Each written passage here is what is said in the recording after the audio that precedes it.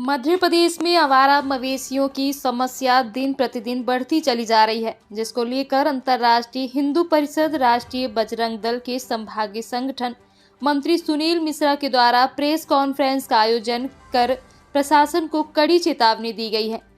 सुनील मिश्रा के द्वारा पहले संगठन के नवनियुक्त पदाधिकारियों को शुभकामनाएं दी गई और कहा गया कि जो भी नवनियुक्त पदाधिकारी हैं वह संगठन के प्रति पूरी लगन और जिम्मेदारी के साथ कार्य करें, जिससे कि संगठन आगे बढ़ सके।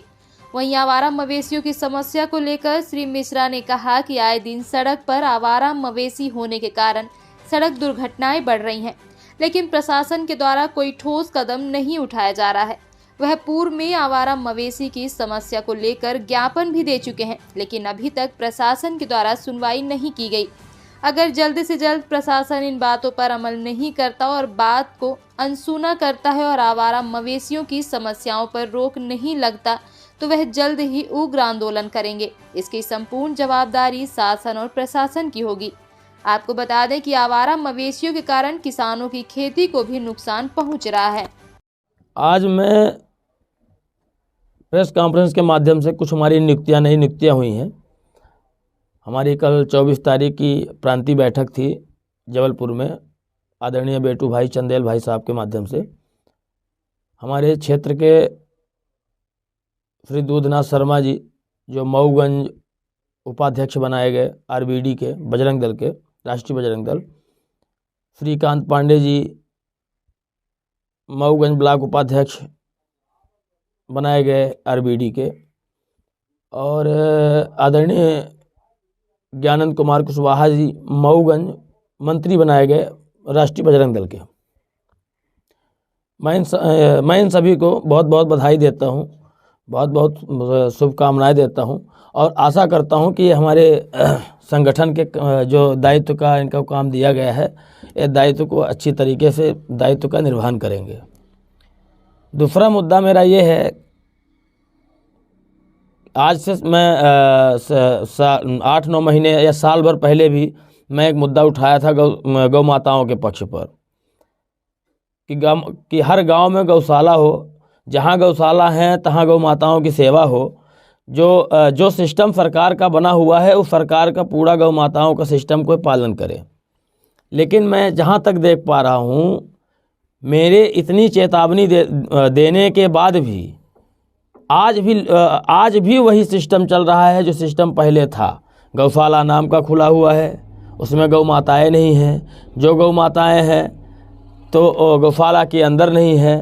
किसानों की फसल नष्ट हो रही है। ऐसे हमारे अनेक मुद्दा हैं, जिस मुद्दा की बात मैं अगर आपके माध्यम से कहना चाहूँगा तो ज़्यादा समय लग जाएगा। तो मैं आपके चैनल के, आपके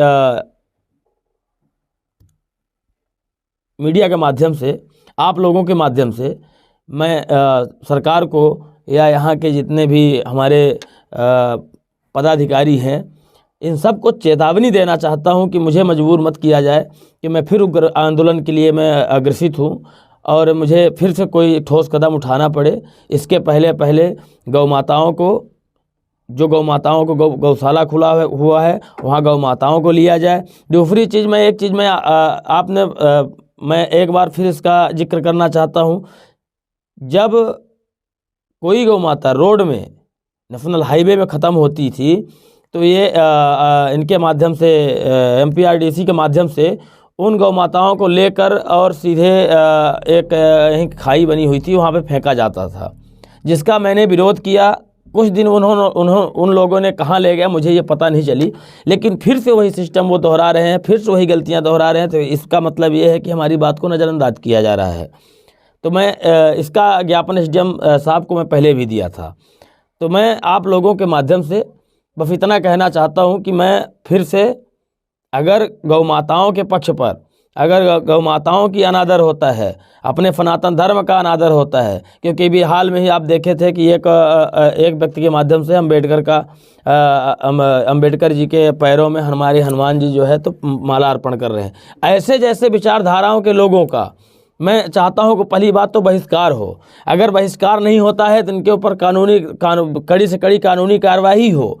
लेकिन सरकार से मैं बार बार यही निवेदन करता हूं कि अगर सरकार है, प्रशासन है, तो ऐसे लोगों के ऊपर कार्रवाई होनी चाहिए। और मैं अगर गौशालाओं के मैं अब अपने टीम के साथ, जितने भी मेरे टीम में हमारे भाई हैं, मैं अपने टीम के साथ 98 पंचायत की गौशाला की जांच करूंगा। मैं बिल्कुल प्रेस के माध्यम से कह रहा हूं, 98 पंचायत गौशालाओं की जांच करूंगा। अगर कहीं भी कोई भी गौशाला में कमी मुझे पाई गई, मैं तत्काल उसमें अपना जो है तो उग्र आंदोलन के लिए तैयार खड़ा रहूँगा।